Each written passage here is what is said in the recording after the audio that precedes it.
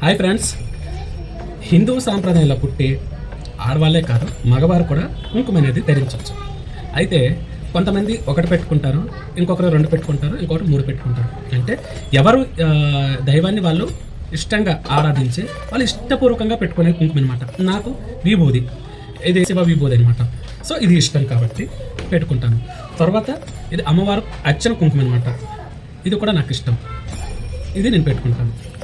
అలాగే ఇది కుబేర కుంకుమ. కుబేర కుంకుమ అంటే సాక్షాత్తు లక్ష్మీదేవి కుంకుమ.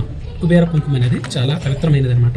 ఇది ఎలా చేస్తారంటే తులసాకులు మారేడు దళంలో పాలలో ముంచి ఇది గాలిలో ఆరబెట్టి ఏ మైలు తగలకుండా డ్రై అయిన తర్వాత కుంకుమగా తయారు చేస్తారనమాట. సో హిందువులో పుట్టి హిందువుల బట్టల గురించి విమర్శించే హక్కు అయితే నీకు లేదు కదా, మాట్లాడొద్దు, తప్పది. ఎందుకు అంటే ఎవరైనా సరే మనిషిగా ఉన్నంత వరకు ఇది అదృష్టం దొరుకుతుంది. తర్వాత జీవితంలో ఏ ఒక్కరు మిస్ అయినా ఇలాంటి పెట్టుకోవడానికి మనకు అర్హత ఉండదు. కాబట్టి ఉన్నన్ని రోజులు దాంపత్య జీవితంలో ఎవరైనా సరే మంచి జరగాలని పెట్టుకునే బట్టలు ఇవి. ఆడవాళ్ళే పెట్టుకుంటారు, మగవాళ్ళు పెట్టుకోరు, అది ఎవరిష్టం వాళ్ళది. సో బొట్టు అయితే పెట్టుకుంటున్నాను కదా, నేను ఇదే అని చెప్పుకోవడానికి.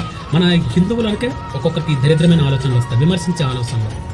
అది కర్మానుభవాలో వాళ్ళకి తెలిసి వాళ్ళు ఎటకారం చేస్తున్నారని తెలియదు. బట్ వాళ్ళ జీవితంలోనే వాళ్ళు ఏదో కోల్పోతాయి కానీ తెలియదు వీటి గురించి. కాబట్టి ఎవరైనా కూడా విమర్శించే హక్కు ఎవరికీ లేదు. అర్థమైందా? తప్పుగా మాట్లాడితే క్షమించండి. ఈ వీడియోని ఇస్తే లైక్ చేసి షేర్ చేసి కామెంట్ చేయండి. Thank you.